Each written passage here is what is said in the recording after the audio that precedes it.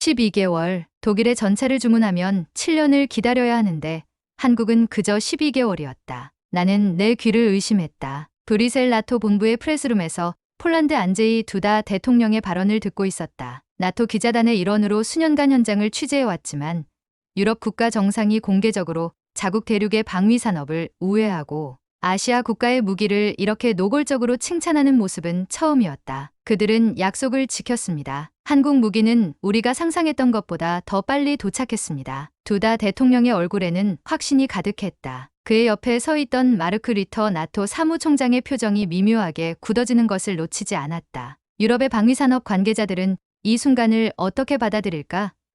내 기사의 방향이 순식간에 바뀌었다. 오늘더는 K2 전차, K9 자주포, 천무 로켓 시스템에 대해 이야기하겠습니다. 우리가 주문한 이 무기들은 1년 안에 배송되었습니다. 반면 유럽의 다른 파트너들은 수년이 걸린다고 했습니다. 두다 대통령의 발언이 끝나자 프레스룸은 술렁였다. 기자들의 질문이 쏟아졌지만 내 마음은 이미 폴란드-한국 방산협력의 배경을 파헤치는 데 있었다. 이것은 단순한 무기 거래가 아닌 유럽 안보 구조의 변화를 알리는 신호탄이라는 직감이 들었다. 토마시, 도대체 무슨 생각으로 이런 결정을 내렸나?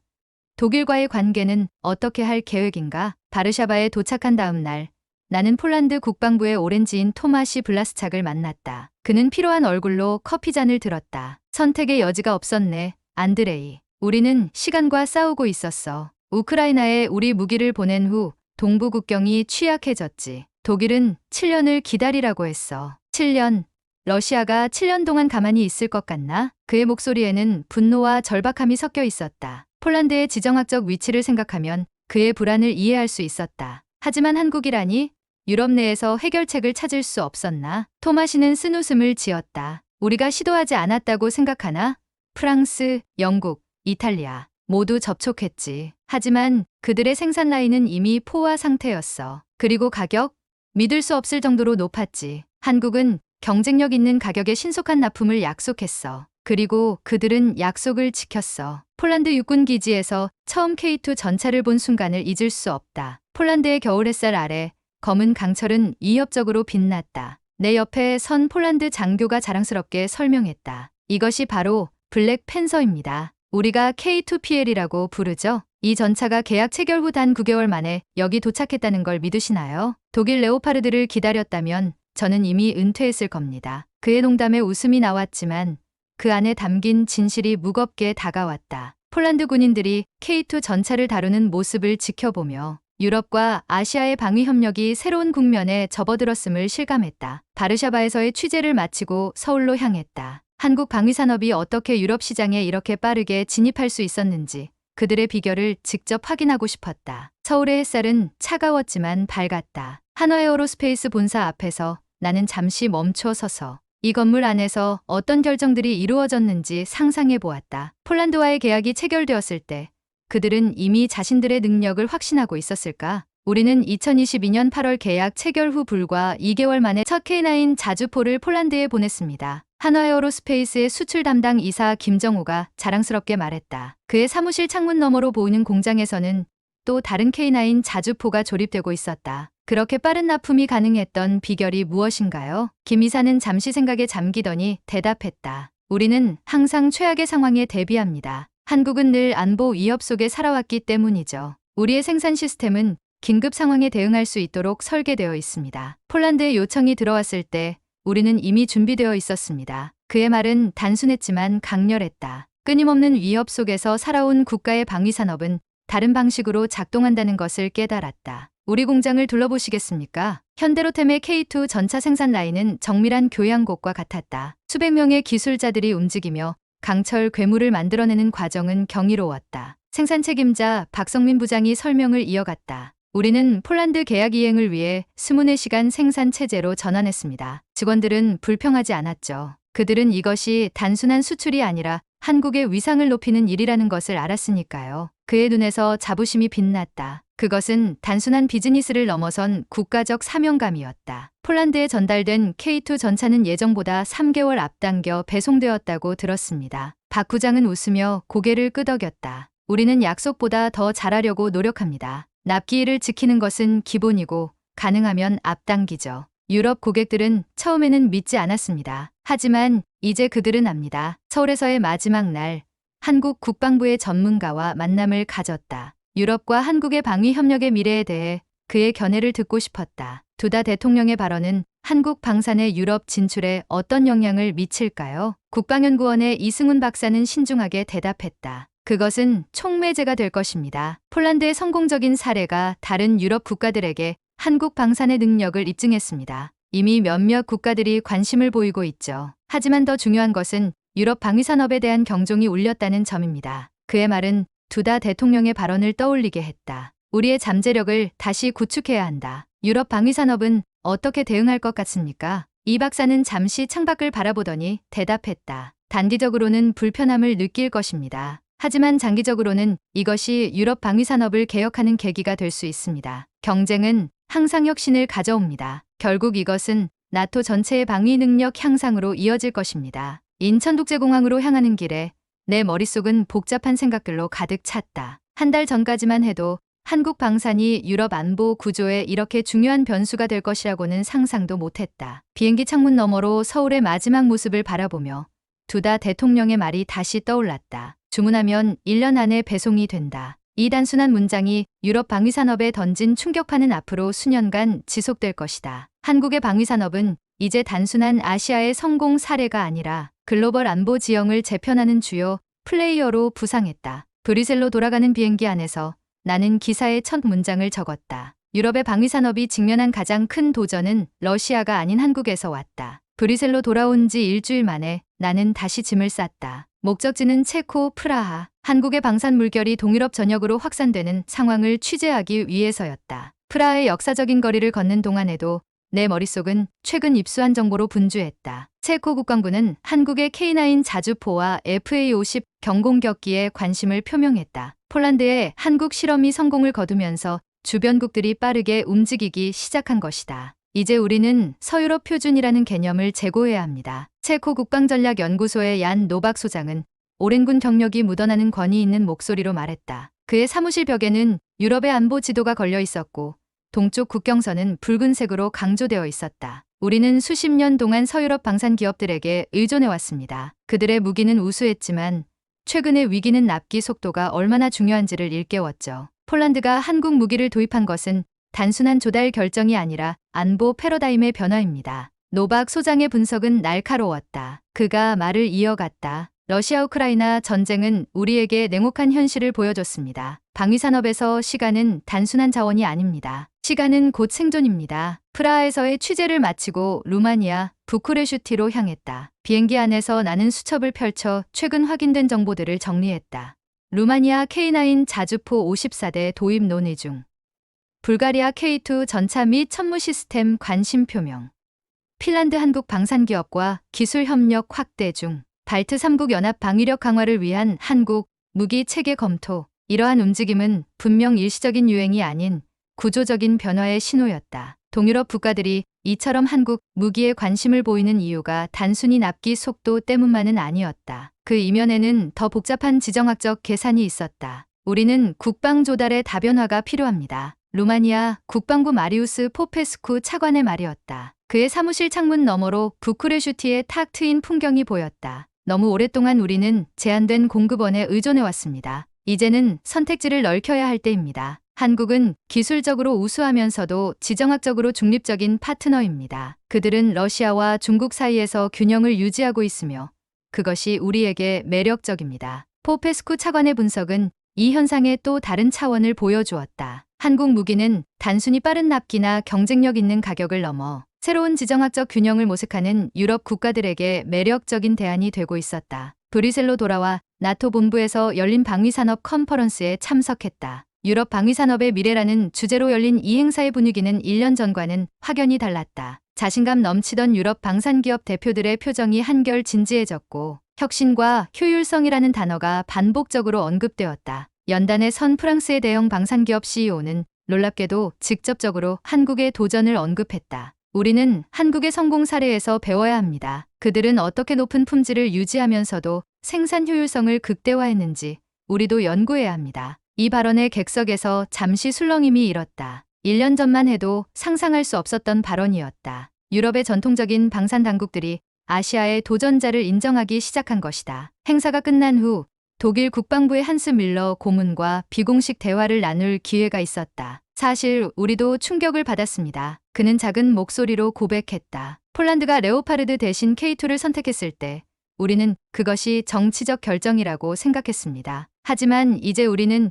그것이 순전히 실용적인 결정이었음을 인정할 수밖에 없습니다. 7년과 1년 사이에서 선택해야 한다면 누가 7년을 기다리겠습니까? 그의 솔직한 자기 반성은 유럽 방위산업이 얼마나 큰 충격을 받았는지 보여주었다. 이제 독일 방산기업들도 변화하고 있습니다. 생산 라인을 재구성하고 납기를 단축하기 위해 공급망을 개선하고 있습니다. 한국의 도전이 우리에게 필요한 자극이 되었습니다. 동유럽 취재를 마친 후 나는 다시 한번 서울을 방문했다. 이번에는 유럽 시장 진출을 준비하는 또 다른 한국 방산기업들을 만나기 위해서였다. LI지넥스원의 신형방공 시스템 개발센터는 서울 외곽에 위치해 있었다. 최첨단 시설 속에서 젊은 엔지니어들이 활기차게 작업하는 모습이 인상적이었다. 유럽은 이제 우리에게 가장 중요한 시장입니다. 김태현 LI지넥스원 수출사업본부장은 자신감 넘치는 모습으로 말했다. 첨단 무기 개발에서 한국은 더 이상 후발주자가 아닙니다. 일부 분야에서는 우리가 세계를 선도하고 있습니다. 특히 북한의 위협에 대응하기 위해 개발된 방공 시스템은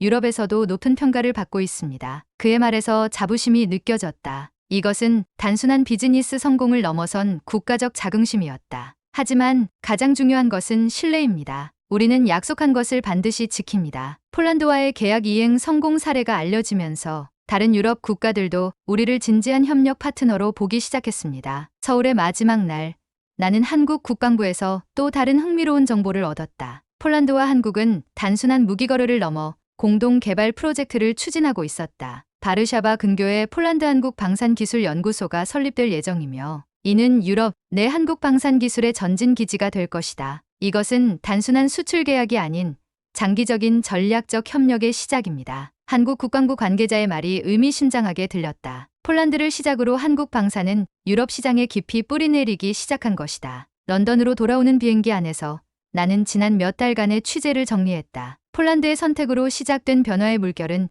이제 유럽 전역으로 확산되고 있었다. 이것은 단순한 무기 거래를 넘어선 지정학적 변화였다. 창밖으로 구름이 흘러가는 것을 바라보며 나는 기사의 다음 부분을 적었다. 폴란드의 한국 무기 도입은 유럽 방위 산업의 판도를 바꾸고 있다. 냉전 종식 이후 가장 큰 도전에 직면한 유럽은 이제 자신들의 안보 패러다임을 재검토해야 하는 순간을 맞이했다. 그리고 이 변화의 중심에는 의회의 주역, 한국이 서 있다. 한국 무기는 나토 표준에 맞지 않습니다. 그들은 우리의 공동방위 체계와 호환되지 않습니다. 브뤼셀의 유럽연합본부 앞, 프랑스와 독일의 방산업체 노동자들이 시위를 벌이고 있었다. 그들이 든 팻말에는 유럽의 일자리를 지켜라, 안보 주권을 팔지 말라는 문구가 적혀 있었다. 나는 시위대 속으로 들어가 취재를 시작했다. 독일 라인메탈 공장의 노동자 대표 마르쿠스 하일리는 분노한 표정으로 말했다. 우리 공장의 일자리는 조부모 때부터 이어져 왔습니다. 이것은 단순한 일자리가 아니라 우리 지역의 정체성입니다. 정부가 한국 무기를 사들이면 결국 우리의 미래를 빼앗는 것입니다. 그의 말에는 절박함이 묻어났다. 이것은 단순한 비즈니스 경쟁이 아닌 수십 년간 이어져 온 유럽의 산업 구조와 지역 공동체의 존립이 걸린 문제였다. 시위대 뒤편에서는 유럽 방산업체들의 로비스트들이 분주히 EU 관료들과 접촉하고 있었다. 그들의 논리는 단순했다. 안보는 단순한 상품이 아니다. 유럽의 방위는 유럽인의 손으로 지켜야 한다. 한국 무기는 나토 표준과 완벽하게 호환됩니다. 우리는 이미 모든 인증을 통과했습니다. 이틀 후 나는 브뤼셀의 한 호텔에서 열린 한국 방산기업 기자간담회에 참석했다. 한화에어로스페이스의 유럽 담당 이사 박진우는 자신감 넘치는 목소리로 반박했다. 호환성 문제는 기술적 사실이 아닌 정치적 논쟁입니다. K9 자주포는 이미 핀란드, 노르웨이, 에스토니아에서 사용되고 있습니다. 이 나라들 모두 나토 회원국이고 어떠한 호환성 문제도 보고된 바 없습니다. 그는 슬라이드를 넘겨 구체적인 기술 데이터를 보여주었다. 우리는 나토 표준 155mm 포탄을 사용합니다. 우리의 통신 시스템은 나토의 암호화 프로토콜과 호환됩니다. 실제로 많은 측면에서 우리 시스템은 유럽의 오래된 무기 체계보다 더 현대적이고 나토 표준에 가깝습니다. 박 이사의 논리는 명확했다. 기술적 장벽은 실제로 존재하지 않으며 이것은 시장 보호를 위한 정치적 논쟁에 불과하다는 것이다. 이 논쟁의 중심에서 실무를 담당하는 이들의 입장은 어떨까? 나는 폴란드군 장교들을 만나기 위해 바르샤바로 다시 향했다. 폴란드 육군의 기술연구소에서 카타지나 노바크 중령은 프로젝트 관리자로서 K2 전차와 기존 폴란드 군 장비와의 통합 과정을 감독하고 있었다. 초기에는 우려가 있었습니다. 그녀는 솔직하게 인정했다. 우리는 수십 년 동안 소련제 무기에서 서유럽 무기로 전환해왔습니다. 다시 새로운 시스템을 도입하는 것은 도전이었죠. 하지만 실제로 통합 과정은 예상보다 훨씬 순조롭게 진행되었습니다. 작전실에서 그녀는 실시간으로 진행 중인 훈련 상황을 보여주었다. 화면 속에서 K2 전차와 독일제 레오파르드 전차가 함께 기동하고 있었다. 보시다시피 두 시스템은 완벽하게 호환됩니다. 사실 K2는 디지털 통신 시스템에서 오히려 더 발전된 면이 있어요. 우리는 때로는 레오파르드를 K2의 표준에 맞추기도 합니다. 그녀의 말은 현장에서 실무를 담당하는 이들에게 정치적 논쟁보다 실용적 결과가 더 중요하다는 것을 보여주었다. 그러나 모든 문제가 쉽게 해결되는 것은 아니었다. 유럽의 방위산업 협력은 단순한 무기 거래를 넘어 복잡한 정치적 경제적 관계망의 일부였다. 이것은 EU의 전략적 자율성에 대한 문제입니다. 파리의 유럽안보연구소에서 만난 마리 뒤퐁 교수는 더 넓은 맥락에서 이 문제를 설명했다. 전통적으로 유럽은 두 개의 축을 중심으로 방위산업을 구축해왔습니다. 미국과의 대서양 협력, 그리고 유럽 내부의 협력이죠. 한국이라는 새로운 변수는 이 균형을 흔들고 있습니다. 그녀의 사무실 책장에는 유럽 방위산업의 역사를 다룬 책들이 빼곡했다. 그녀는 한 권을 꺼내 펼쳤다. 유럽의 방위산업은 단순한 산업이 아닌 유럽 통합의 상징이었습니다. 1970년대부터 프랑스와 독일은 공동 무기체계 개발을 통해 정치적 화해와 통합을 모색했죠. 이런 맥락에서 외부 행위자의 등장은 단순한 시장 경쟁 이상의 의미를 갖습니다. 뒤퐁 교수의 분석은 이 현상의 더 깊은 차원을 보여주었다. 정치인들과 기업인들이 주고받는 논쟁 너머에는 냉전 이후 형성된 유럽의 정체성과 안보 구조의 근본적인 변화가 진행되고 있었다. 한편 유럽 내에서도 목소리는 나뉘었다. 전통적인 방산 강국인 프랑스와 독일은 한국의 진출에 경계심을 보였지만 동유럽 국가들은 오히려 이를 기회로 보고 있었다. 우리는 오랫동안 서유럽의 작은 형제로 취급받아 왔습니다. 부다페스트에서 만난 헝가리 국방부 관계자 이슈트반 코바치는 쓴웃음을 지으며 말했다. 동유럽 국가들은 항상 최신 무기를 마지막에 받았죠. 우리는 항상 더 비싼 가격에 더 오래 기다려야 했습니다. 한국의 등장은 이런 불균형을 깨뜨리고 있습니다. 이제 우리도 최신 무기를 합리적인 가격에 빠르게 받을 수 있게 되었습니다. 헝가리는 아직 한국 무기를 대규모로 도입하지는 않았지만 K2 전차와 FA-50 경공격기에 관심을 보이고 있었다. 코바치의 말은 동유럽 국가들이 한국의 등장을 어떻게 인식하고 있는지를 보여주었다. 그들에게 이것은 위협이 아닌 오히려 수십 년간 지속된 불평등을 해소할 기회였다. 브뤼셀로 돌아와 EU 집행위원회의 산업정책 담당자 루카 마르티니와 만났다. 그의 사무실은 유럽 방위산업의 미래를 결정하는 중요한 정책들이 만들어지는 곳이었다. 우리는 현실적이어야 합니다. 그는 조용하지만 단호한 목소리로 말했다. 유럽의 방위산업은 개혁이 필요합니다. 한국의 도전은 우려스럽지만 동시에 필요한 변화를 가속화하는 촉매제가 될 수 있습니다. 마르티니는 최근 EU가 추진 중인 유럽 방위 기금에 대해 설명했다. 이 기금은 유럽 방위산업의 현대화와 효율성 향상을 위해 수십억 유로를 투자하는 프로그램이다. 우리는 한국의 성공 사례를 분석하고 있습니다. 그들이 어떻게 생산성과 품질을 동시에 높일 수 있었는지, 어떻게 연구개발에서 실제 생산까지의 시간을 단축했는지, 이것은 유럽의 방위산업이 배워야 할 점입니다. 그의 현실적인 접근법은 유럽이 점차 감정적 반응을 넘어 실용적인 대응을 모색하고 있음을 보여주었다. 서울로 다시 돌아온 나는 이번에는 한국의 입장에서 이 복잡한 방정식을 이해하고자 했다. 한국외교안보연구원의 김정희 교수와의 만남은 새로운 통찰을 제공했다. 한국의 방산 수출은 단순한 비즈니스가 아닙니다. 그녀는 글로벌 안보 지형도를 가리키며 설명했다. 이것은 한국의 외교안보 전략의 일부입니다. 오랫동안 한국은 미국이라는 단일 동맹에 의존해 왔습니다. 하지만 최근 우리는 안보 네트워크를 다변화하려 노력하고 있죠. 유럽과의 방산협력은 이런 전략적 다변화의 일환입니다. 김 교수의 분석은 한국의 방산 수출이 단순한 경제적 이득을 넘어 더 넓은 전략적 맥락에서 진행되고 있음을 보여주었다. 물론 도전도 있습니다. 우리는 유럽의 민감성을 인식하고 있습니다. 한국은 유럽의 방위산업을 대체하려는 것이 아니라 보완하고 협력하려는 것입니다. 앞으로 더 많은 공동 개발 프로젝트가 진행될 것입니다. 김 교수의 전망은 현재의 갈등이 궁극적으로는 새로운 형태의 협력으로 발전할 가능성을 제시했다. 양측 모두 상대방의 강점을 인정하고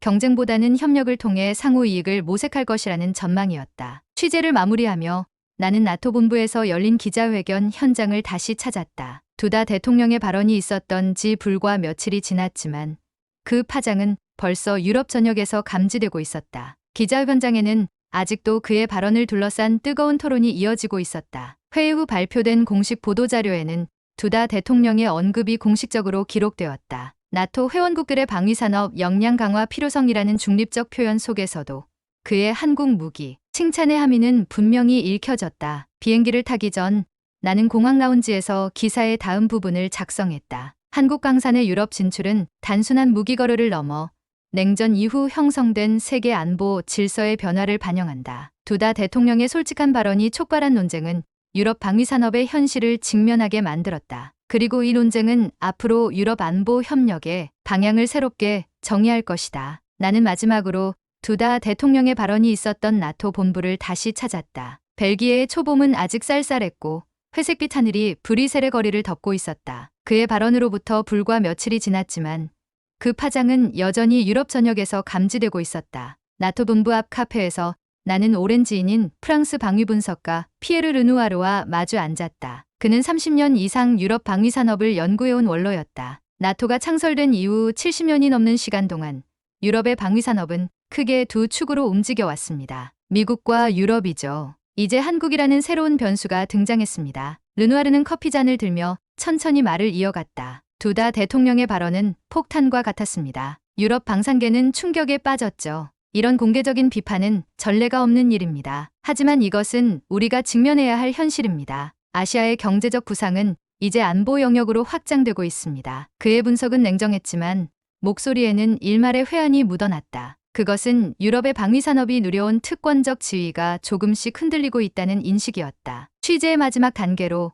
나는 폴란드 군의 훈련 현장을 직접 방문할 기회를 얻었다. 바르샤바 외곽의 군사훈련장에서는 K2 전차와 K9 자주포의 실전 훈련이 진행 중이었다. 이것은 우리 군의 역사적인 순간입니다. 콜라드 보이치의 폴란드 육군 대령은 자부심 어린 목소리로 말했다. 우리는 안전거리에서 훈련을 지켜보고 있었다. 우리 군인들은 이 새로운 장비에 빠르게 적응하고 있습니다. 처음에는 우려도 있었지만 이제는 많은 이들이 이 장비를 자랑스럽게 생각합니다. 훈련장에서는 K2 전차가 언덕을 오르내리며 기동력을 선보이고 있었다. 그 모습은 인상적이었다. 기술적인 측면에서 K2는 우리가 기대했던 이상입니다. 특히 디지털 시스템과 자동화된 표적 추적 능력은 우리 장병들에게 큰 이점을 제공합니다. 보이치의 계령이 설명을 이어가던 중 나는 훈련 중인 젊은 탱크 승무원들의 표정에 주목했다. 그들의 얼굴에는 긴장감과 함께 희망이 어려 있었다. 그것은 강력한 무기를 다루는 책임감과 함께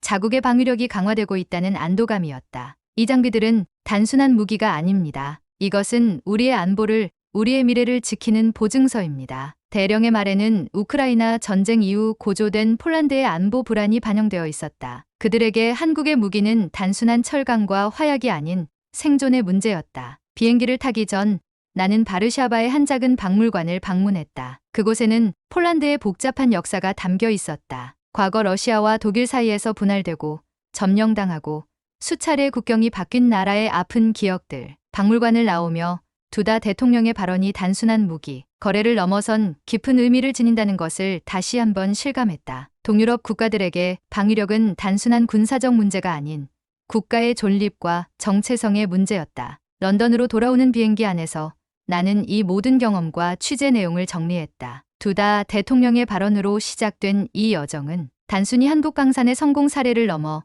변화하는 세계 질서의 단면을 보여주었다. 유럽의 안보 지형은 지금 급격한 변화의 순간을 맞이하고 있다. 폴란드의 선택은 단발성 사건이 아닌 새로운 시대의 신호탄일 수 있다. 한국의 방위산업이 유럽에 미친 영향은 단순한 무기 거래를 넘어 지정학적 파트너십의 새로운 가능성을 제시하고 있다. 전통적인 유럽 방위산업 강국들은 이제 도전에 응답해야 한다. 그들이 과거의 관성에 안주할 것인지 아니면 혁신을 통해 새로운 경쟁력을 찾을 것인지가 유럽 안보의 미래를 결정할 것이다. 그 결과가 어떻게 펼쳐지든 한 가지는 확실하다. 두다 대통령의 발언과 폴란드의 한국 무기 도입은 단순한 구매 결정이 아닌 유럽 안보 구조의 중대한 변곡점으로 기록될 가능성이 크다. 비행기가 런던 상공을 선회하는 동안 나는 창밖으로 펼쳐진 구름 위로 떠오르는 태양을 바라보았다. 그 빛은 동쪽에서 오고 있었다. 두다 대통령의 발언이 가져올 변화는 이제 막 시작되고 있었다. 오늘 소개해드린 이야기 어떠셨나요? 안제이 두다 폴란드 대통령의 놀라운 발언이 유럽 방위산업계에 던진 충격파는 앞으로도 계속해서 파장을 일으킬 것으로 보입니다. 한국 방산기업들의 신속한 납기와 뛰어난 품질은 이제 세계가 주목하는 경쟁력이 되었습니다. K2 전차, K9 자주포, 천무다연장 로켓 시스템으로 대표되는 한국의 첨단 무기들이 유럽의 안보 지형을 어떻게 변화시킬지 앞으로도 계속 관심 있게 지켜봐 주시길 바랍니다. 이번 영상이 도움이 되셨다면 좋아요와 구독하기 버튼 눌러주시고 여러분의 생각도 댓글로 남겨주세요. 다음 영상에서 더 흥미로운 내용으로 찾아뵙겠습니다. 감사합니다.